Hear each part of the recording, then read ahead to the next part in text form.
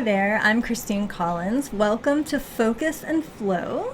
Today we are going to have a lovely chat about working in flow and mindset for marketing. So the thing about using flow is we're essentially tapping into that alpha brainwave state. And one of the very practical applications to use it is to solve a problem. Now, I do this all the time, and I do it with my clients, and sometimes they're pretty amazed at the results. So let's just say that there's something really specific that you're trying to solve in your business. It could be an everyday problem, like something that you need to purchase. It could be something like selecting a content platform or even a business mentor. Or it could be a hurdle that you're trying to overcome with something you're trying to create or something that you're trying to do in your business, but you haven't been able to solve it for yourself. And we can have a balance between the logical steps that we normally have in problem solving, where we're kind of weighing out the pros and the cons and figuring out pricing and features and benefits if we're making a purchase, and we list everything out and we weigh everything out, and that's all fine. Those steps are also very important. But then you can also tap into your intuition and into flow and use the deeper, more intuitive side of yourself to help you to find a solution. And often your intuitive side and your sense of flow will have an insight that your logical mind doesn't have.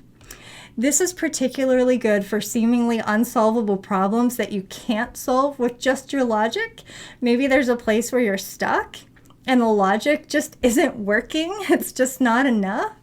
And you feel like you just don't know what to do, like you're not even sure where to start. So step one is to select a tool to get into flow. So we'll just say it's hypnosis because that is my area of expertise. And so you conjure a question, a problem to be solved, and you have this question and you say, and I have to stress that the important part here is once you have your question, you have to let go of the answer or striving for that answer and allow yourself to just truly be open, allow it to just kind of come to you. And so what I like to do is ask the question just prior to a hypnosis session. You can also do this before bed, by the way, and ask your subconscious mind to kind of work on it for you while you're sleeping or in the background. Your subconscious mind loves answering questions.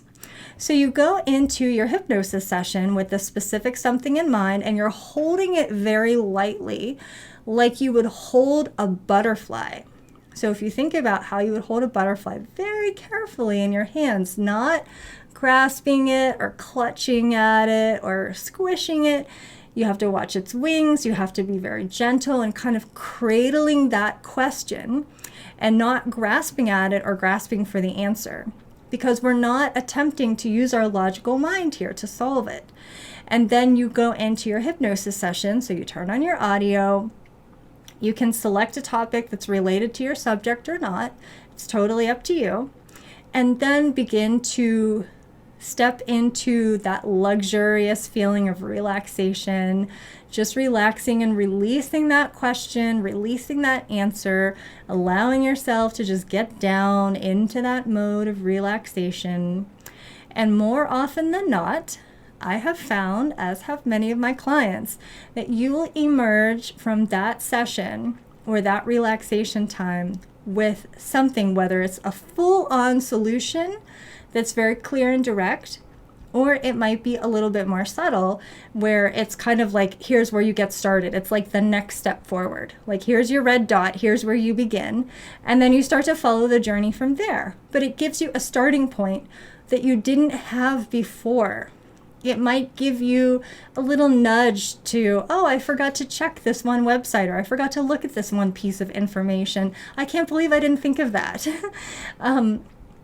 And when you emerge from that session, you want to write down anything that came to you, either during the hypnosis or when you're emerging from it, anything at all. It doesn't matter how small or trivial it is, what you're getting there. Particularly, you want to note down if you get like an action item, something to look at, to do, to check out, or a person that you want to talk to. And I will tell you that sometimes the very first step, it doesn't look like it's a direct answer to the question. It may be that you're asking a question about finding that perfect content platform or something, and the nudge that comes to you is like, walk the dog or call a friend. And your intuition is guiding you. You just have to trust it. It is the first step, and it's going to lead you closer, a step or two closer towards finding the answer. Other times it might be crystal clear and a very direct response to your question of exactly what to do. But you have to trust the path, that following that path is going to lead you ultimately to an answer that you're seeking. And while I can't tell you precisely how your intuition and your subconscious will guide you, I can tell you that there's nothing that your subconscious loves more than a juicy question.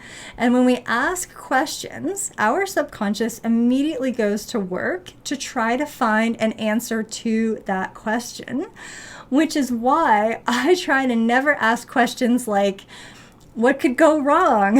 Or how could things get any worse? And that sort of thing.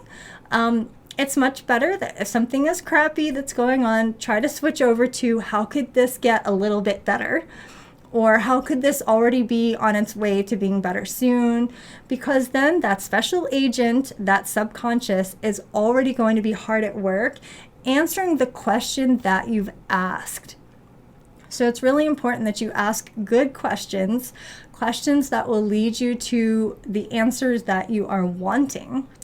And you can use the alpha state and the flow state to present that question or problem, using that opportunity to get deeply relaxed in hypnosis or meditation, and ensuring that you hold that question and answer lightly without using your logical mind to solve it. Okay, number 2, you can also use what I call hypnotic visualization to visualize for content creation or to create marketing results or really any other kind of outcome that you are looking for. And instead of going in with a question, you're going in with a quest. So say you would like to create something that you would like to have happen for yourself in the future, and you are visualizing what it looks like for you or feels like for you. It could be the results of a launch or a marketing strategy. It could be something in your personal life. It doesn't have to be a concrete goal, like earning a certain dollar amount. It can be, but it can be as vague or as specific as you would like. And whatever it is that you're creating in your mind, you want to be able to incorporate sensory details. Now, this is a moment where I feel it's really important to talk about what sensory details are in the context of visualization, because I hear sometimes people will say to me, I can't visualize.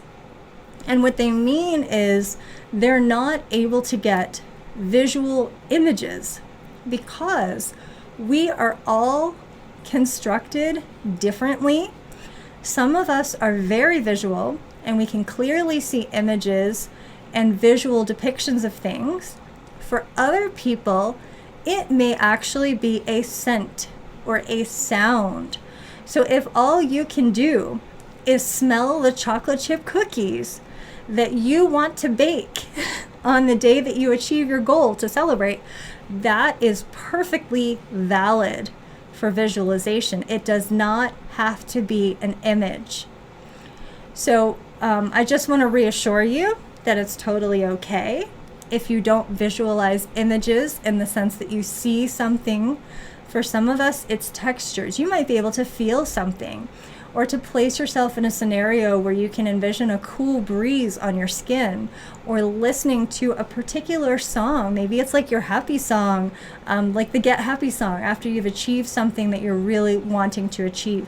Any sensory detail is relevant for hypnotic visualization, and it is a very cool, effective neuroscience trick.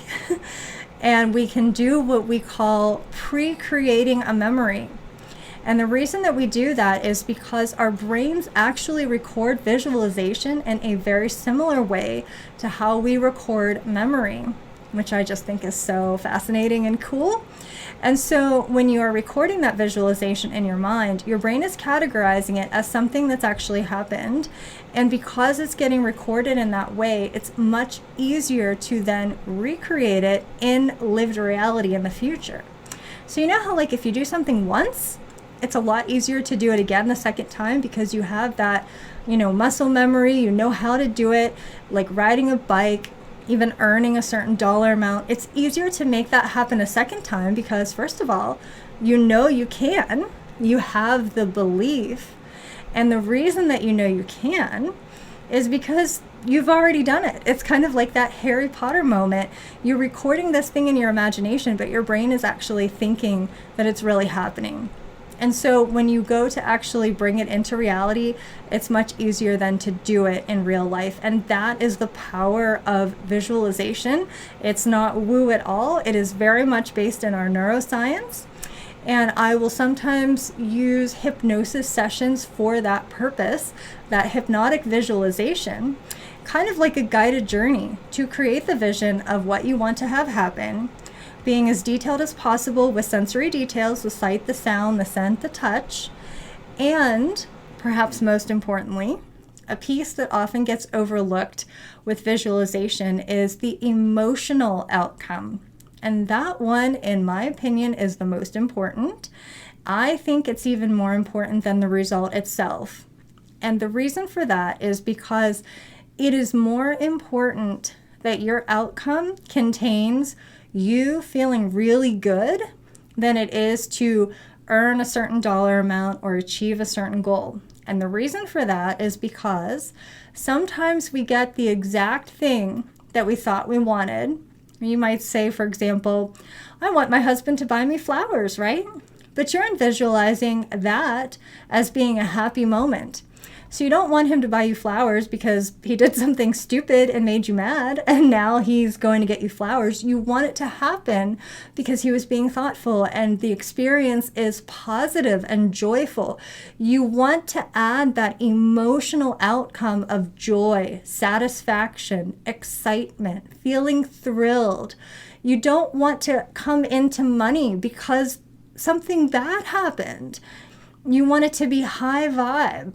You want to know that whatever it is that you're trying to create, it's an enjoyable experience. And you don't want it to be a result of something negative or unpleasant happening along the way, because you might get to that moment, that outcome, and recognize, oh yeah, this is the outcome that I wanted, but I don't feel good about it at all. I'm feeling guilty because of how it went down, or some aspect of it that didn't feel good. So always focus on the high vibe outcome, especially with money, and focus on how you want to feel when the outcome arrives. And there's also some longer hypnotic visualization processes I won't get into as much in depth today, but you can do visualizations with future you.